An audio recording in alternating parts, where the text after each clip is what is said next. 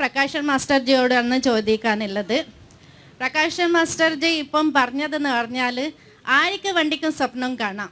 Yes, Abdul Kalam പറഞ്ഞ പോലെ dream വിത്ത് open ice. അതുകൊണ്ടാണ് നമ്മൾ കണ്ണ് തുറന്നിട്ട് ഓപ്പൺ ചെയ്തിട്ട് നമ്മൾ ഡ്രീം ചെയ്യുന്നതുകൊണ്ട് അതിൻ്റെ 2 സീറ്റുണ്ട് ഇപ്പോൾ ഇത്ര 400 പാർ വരെ എത്തിയത്. രണ്ടാമത് നിങ്ങളോട് ചോദിക്കാനില്ലേ, 1962 ചൈന വാറിലെ സമയത്ത് നിങ്ങളെ VS ബ്ലഡ് ഡൊണേഷന് വേണ്ടിയിട്ട് സോൾജേഴ്സിന് വേണ്ടിയിട്ട് പറഞ്ഞിട്ടുണ്ടായിരുന്നു. ആ ചോദ്യത്തിന് അവരെ പാർട്ടീന് പുറത്താക്കുക ചെയ്തത്. അതല്ലാണ്ട് ഈ ഇൻഡോ ചൈന വാറിൽ അവർ പറഞ്ഞതെന്ന് പറഞ്ഞാൽ അവർക്ക് റേഷൻ എത്തിക്കാൻ വേണ്ടിയിട്ട് അതും നിങ്ങൾ പറ്റൂല എന്ന് പറഞ്ഞിട്ട് അവിടെ നിർത്തി. എന്നാൽ ഇതാണ് നിങ്ങളുടെ ദേശപ്രേമം. നിങ്ങളെ ഈ ഒരു എൻ്റെ വോട്ടിങ്ങിൻ്റെ എല്ലാ ഇതിൽ ബാനറിൽ കാണുന്നത് പറയുന്നത് വഴി കാട്ടി. നിങ്ങൾ എന്ത് വഴി കാട്ടിയാണ് ചെയ്യുന്നത്? ഈ നമ്മളിപ്പം ഇവിടുന്ന് ചന്ദ്രൻ്റെ അടുത്ത് വരെ പോയി. ഇവിടെ ഒരു സക്സസ്ഫുൾ ബോംബ് ഉണ്ടാക്കാൻ അറിയാത്ത ആൾക്കാരാണ് നിങ്ങൾ ഒരു ഇങ്ങനത്തെ വൈകാട്ടി എന്ന് പറയുന്നത്. ഈ മനുഷ്യന്മാർക്ക്, ഈ യുവജനങ്ങൾക്ക് നിങ്ങൾ ബോംബ് ഉണ്ടാക്കാനാണ് പഠിപ്പിക്കുന്നത്. 2 കൈയും പൊട്ടിച്ചിട്ട് എത്ര ആൾക്കാരുണ്ട് നിങ്ങളെ CPM ബോംബ് പൊട്ടിച്ചിട്ട് ഒന്നും ചെയ്യാൻ പറ്റാതെ മരിച്ചു കഴിഞ്ഞാൽ ഇപ്പോൾ നിങ്ങൾ പോകില്ല അവരെ വീട്ടിൽ. മരിച്ചു കഴിഞ്ഞ് ഈ ഇലക്ഷൻ കഴിഞ്ഞാൽ അവരെ രക്തസാക്ഷിയായിട്ട് നിങ്ങൾ പ്രഖ്യാപിക്കുക ചെയ്യുക. ഇതിനെല്ലാം മറുപടി വന്നോ? എന്തുകൊണ്ട് VSനെ നിങ്ങൾ ആ സമയത്ത് പുറത്താക്കിയത്? ചോദ്യങ്ങൾ കൂടുതലാണ് മാഷേ.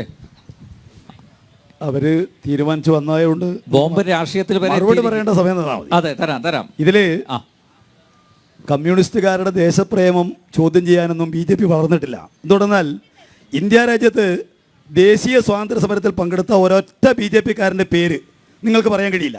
കാരണം നിങ്ങൾ എവിടെ അന്ന് BJP ഇല്ല, അന്ന് RSS ഉണ്ട്. ജനസംഘമില്ല, അതൊക്കെ നമുക്കറിയാവുന്നത്.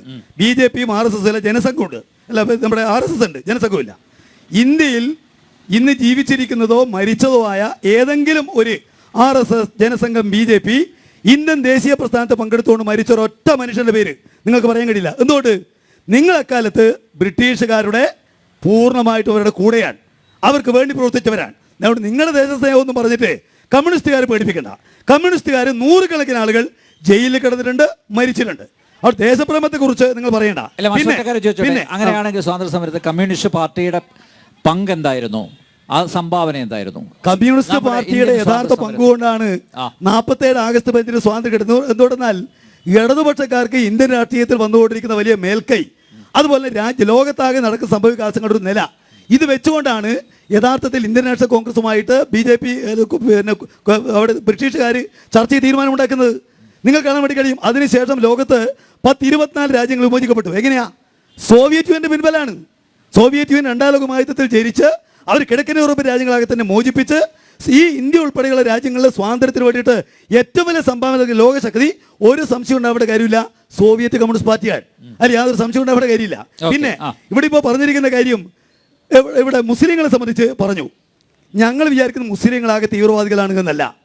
മുസ്ലിങ്ങളെല്ലാം തീവ്രവാദികളാണോ? ഇവർക്ക് സ്ഥാപിക്കാൻ ഏതാ വേണ്ടത്? മുസ്ലിങ്ങളാകെ തീവ്രവാദികളാണ്. ചൈന എന്ന് പറയുന്നത് എന്തോ അന്യായമായ രാജ്യമാണ്. അവര് ബഹളുണ്ടാക്കി വന്നാണ്. ഞാൻ പറയൂ, അവര് ചോദിച്ചു, ഞാൻ കേട്ടല്ലോ.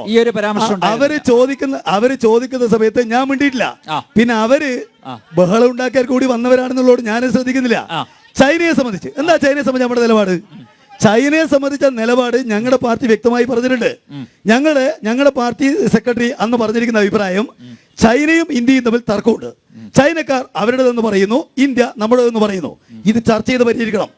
അതിന് മേലെയാണ് എന്ന് നമ്മൾ ചൈന ചാരന്മാരാണെന്ന് പറഞ്ഞിട്ട് ആളുകൾ അറസ്റ്റ് ചെയ്ത്.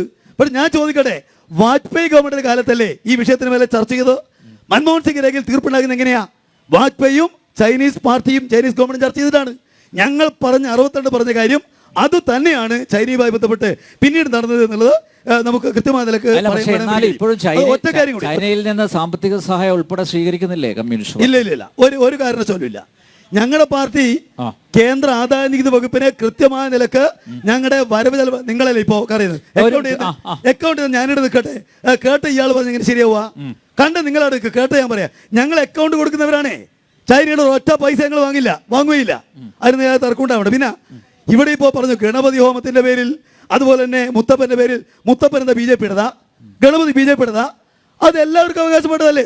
കഴിഞ്ഞ 40 കൊല്ലമായിട്ട് അങ്ങനെയാണ് നടപടി സ്വീകരിക്കാൻ പാടില്ല. കഴിഞ്ഞ 40 ശബ്ദിക്കേണ്ടത് ആ. കഴിഞ്ഞ 40 കൊല്ലമായിട്ട് മാഷെ കഴിഞ്ഞ 40 കൊല്ലമായിട്ട് ശബ്ദാക്കേണ്ട ഞാൻ പറഞ്ഞു കേൾക്ക്. കഴിഞ്ഞ 40 കൊല്ലമായിട്ട് ഞാനിതാ പറയുന്നേ. പറയട്ടെ. കഴിഞ്ഞ 40 കൊല്ലമായിട്ട് CPM ജില്ലാ നേതൃത്വത്തിലുള്ള ആളാണ് ഞാൻ. ഒരൊറ്റ ആളെ ഗണപതി ഹോമത്തിന്റെയോ അല്ലെങ്കിൽ മുത്തപ്പൻ സേവയുടെയോ പേരിൽ ഞങ്ങൾ പുറത്താക്കിയിട്ടേ ഇല്ല. ഒരു നടപടി എടുത്തില്ല. കളവ് പറയാണെന്ന് ബിജു കള്ളം ഞങ്ങൾ തീർച്ചയായിട്ടും ഒരാളെ പേര് പറയട്ടെ. 40 കൊല്ലമാണ് ഞാൻ ഇവിടെ ഉണ്ടെന്ന്.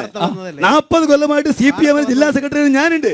പിന്നെ ഇയാളാണോ അതിനെ പറ്റി പറയാ എന്ന് പറഞ്ഞാൽ ഞങ്ങള് എന്തോ ദൈവവിരോധികളാണ്, മതവിരോധികളാണ്, ചൈനീസ് താരന്മാരാണ്. ഇത് സ്ഥാപിക്കാൻ ഇല്ലാത്ത കളവ് പറയാണെന്ന്. പിന്നെ ദേശാമന്റെ വാർത്തയല്ല, ദേശാമൻ നിങ്ങളല്ലേ വായിക്കുന്നത്. പിന്നെ ആ വാർത്ത കയ്യിലുണ്ടോ ആരുടെയെങ്കിലും? വാർത്ത എടുക്കും. പിന്നെ ഒരു കാര്യം തിരുത്തേണ്ടത്, പോയിന്റ് ഓഫ് കോൾ പദവിക്ക് വേണ്ടിയിട്ട് നമ്മുടെ ഇന്നത്തെ MP ഒരു കാര്യവും ചെയ്തിട്ടില്ല.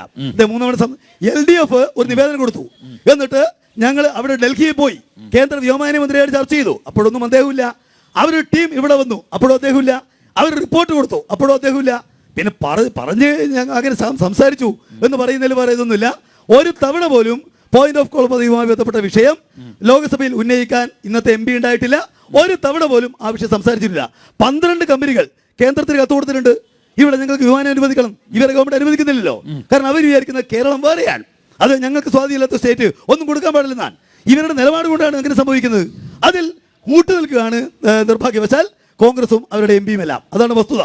ഒരു ചോദ്യം കൂടി ചോദിച്ചു. പാനൂരിലെ ബോംബ് നിർമ്മാണം എന്തിനാണ് ബോംബ് നിർമ്മാണത്തിൽ പങ്കാളികൾ? അത് ചോദിക്കേണ്ടത് RSS തന്നെയാണ്. ഞാൻ ചോദിക്കാം, സ്വാതന്ത്ര്യം കിട്ടിയതിനു ശേഷമുള്ള 75 കൊല്ലങ്ങളിൽ ഇന്ത്യ രാജ്യത്ത് ഏറ്റവും ഏറെ ആളുകളെ കൊന്നു തള്ളിയ കത്തി ആരുടേതാണ്? ഒരു സംശയവും വേണ്ട, RSSന്റേതാണ്. പക്ഷേ മഹാഭൂരിപക്ഷം മുസ്ലിം ആണെന്ന് മാത്രം. എനിക്ക് കണ്ണൂർ ജില്ലയിൽ ഞങ്ങൾ 176 പേര് മരിച്ചു. 176 ആളുകൾ ഞങ്ങളുടെ പാർട്ടിക്കാർ കൊല്ലപ്പെട്ട നാടായി നാട്. ഇവിടുത്തെ ആദ്യത്തെ രക്തസാക്ഷി ആരാ? മൊയാർത്ത് ശങ്കരൻ ആരാ? കോൺഗ്രസിന്റെ ചരിത്രം എഴുതിയ മനുഷ്യൻ, തല്ലിക്കൊന്ന കോൺഗ്രസ്സുകാരാണ്. അതുപോലെ തന്നെ ഞാൻ ചോദിക്കട്ടെ, കേരളത്തിൽ ഏതെങ്കിലും ഒരു MLA കൊന്നിട്ടുണ്ട് എപ്പോഴെങ്കിലും? ഞങ്ങളുടെ MLA കൊല്ലപ്പെട്ടിട്ടുണ്ട്. കുഞ്ഞാലി കൊന്ന കോൺഗ്രസ്സുകാരാണ്. ഞാൻ ചോദിക്കട്ടെ, ഭരിക്കുന്ന പാർട്ടിയുടെ അധ്യക്ഷൻ എപ്പോഴെങ്കിലും കേരളത്തിൽ മരിച്ചിട്ടുണ്ടോ? ഏക പാർട്ടിക്ക്? ഞങ്ങളുടെ പാർട്ടിയുടെ ഇടതുപക്ഷ മുന്നണിയുടെ സംസ്ഥാന കൺവീനറാണ് കൊല്ലപ്പെടുന്ന സമയത്ത് അഴീക്കോട് രാഘവൻ. ഞങ്ങളെ പറ്റി പറയാണോ? ഞങ്ങള് ആളുകളെ കൊല്ലുന്നതിനൊന്നും അനുകൂലമായി നിൽക്കുന്ന പാർട്ടിയല്ല ഞങ്ങൾക്കറിയാം. അന്യന്റെ ശബ്ദം സംഗീതം പോലെ ആസ്വദിക്കാൻ കഴിയുന്ന ഒരു നവലോകത്തിന് വേണ്ടിയിട്ട് സ്വന്തം ജീവൻ ബലി കൊടുക്കുന്നവരുടെ പേരാ കമ്മ്യൂണിസ്റ്റുകാര്, കേട്ടോ. ഞങ്ങൾക്കറിയാം ഒരു മനുഷ്യന്റെ ജീവൻ വിലപ്പെട്ടതാണ്. അത് എടുക്കാനേ കഴിയൂ, കൊടുക്കാൻ കഴിയില്ല. അതുകൊണ്ട് കൊലപാതക രാഷ്ട്രീയത്തെ ഒരു കാരണവശാലും ഞങ്ങൾ അംഗീകരിക്കില്ല. അല്ല മാഷെ, അങ്ങനെയാണെങ്കിൽ പാനൂര് ബോംബ് നിർമ്മാണം മരിച്ചതാരാ? കൊല്ലപ്പെട്ടതാരാ? ഇപ്പൊ ഞങ്ങളുടെ പാർട്ടിയുടെ പ്രസ്താവന വന്നല്ലോ, അവിടെ 2 സെറ്റുകൾ തമ്മിലുള്ള കുടിപ്പക നിലനിൽക്കാൻ. ഇപ്പൊ ഞാൻ ഇതിനെ തൊട്ടടുത്ത വീട്ടിലല്ലേ, തൊട്ടടുത്ത വീട്ടിൽ 2 ആഴ്ച മുമ്പ് 758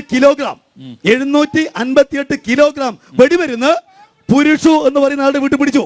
ഞാൻ ആ വീട്ടിൽ പോയിട്ടുണ്ട്. ഇപ്പോ ഈ മരിച്ച ആളുടെ അതിന് തൊട്ടടുത്ത്, അവിടെ തൊട്ടടുത്ത 5ാമത്തെ വീട്ടില് 758 കിലോ വെടിമരുന്ന് പിടിച്ചു. ആരാ പിടിക്കുന്ന?